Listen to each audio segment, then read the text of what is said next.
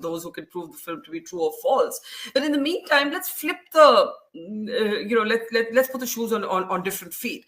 Jaishankar, India's foreign minister, had sharp words for you when asked about sort of your suggestion that maybe we should have a less thin skin. That was a completely different context. He might well say that to you today. Why do you have such a thin skin about it? No. Let me stress that Mr. Jaishankar's response had nothing to do with what I was commenting on. And that's the disingenuousness and, frankly, the lack of homework in our media when these things happen. What happened was that Mr. Jaishankar addressed a Bharatiya Janata Party Yuva Morcha gathering at Cubbon Park in Bangalore and made some, frankly, intemperate statements that were clearly designed for the audience he was speaking to about the West's habit, allegedly, of making comments on us and our readiness to make comments back on them and so on, which came across embarrassing. So the next morning, Monday morning, in Parliament, as I stepped out of the Lok Sabha, I was asked by the cameraman, what did I think of this particular statement by Mr. Jaishankar? And I said, frankly, I think he should cool it. But when he was asked about this later, he referred to the Khalistanis pulling down the flag outside the Indian High Commission in London, making his blood boil, which very frankly had made my blood boil as well. And I'd already made a negative comment about that earlier, saying it was unacceptable. So, for Mr. Jaishankar to use that episode when that was not what I was talking about was disingenuous in the extreme. He knows perfectly well what I was saying, that when you say these inflammatory comments to a youth group in Bangalore, don't think it's going to stay in the Yuva Morcha's ears. It gets out in the media, it's reported nationally and internationally, and there are adverse comments as to why this is being said about foreign countries who, in fact, by and large, have exercised considerable diplomatic restraint in their comments on domestic developments in India.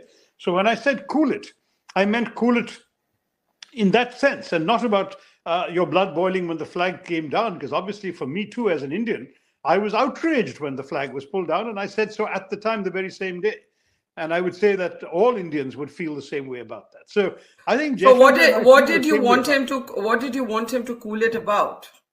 I don't want him to say things like the West has this silly habit of commenting on our country, and we are going to give it back to them in the same kind of words. I don't remember the exact words, but you can Google Jaishankar, Cubbon Park, Bangalore, and Yuva Morcha. Yeah. I remember what he said. He basically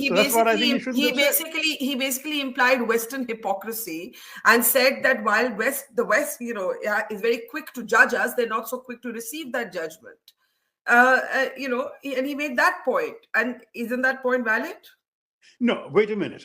You're mixing that up with another statement of his, which I did defend, which was a statement he made saying that Europe must get out of the habit of seeing Europe's problems as the world's problems, but not seeing the world's problems as Europe's problems.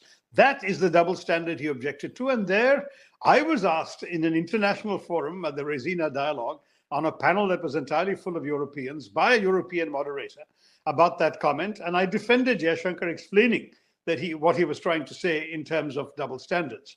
But that is different from his comment to the Yuva Morcha, which was not about double standards at all. It was, in my view, intemperate. And the thing is that he's a very seasoned diplomat. I've known him for years. He's been our ambassador in Singapore, China, and Washington under UPA rule. So it's not as if this is a stranger or a political opponent throughout.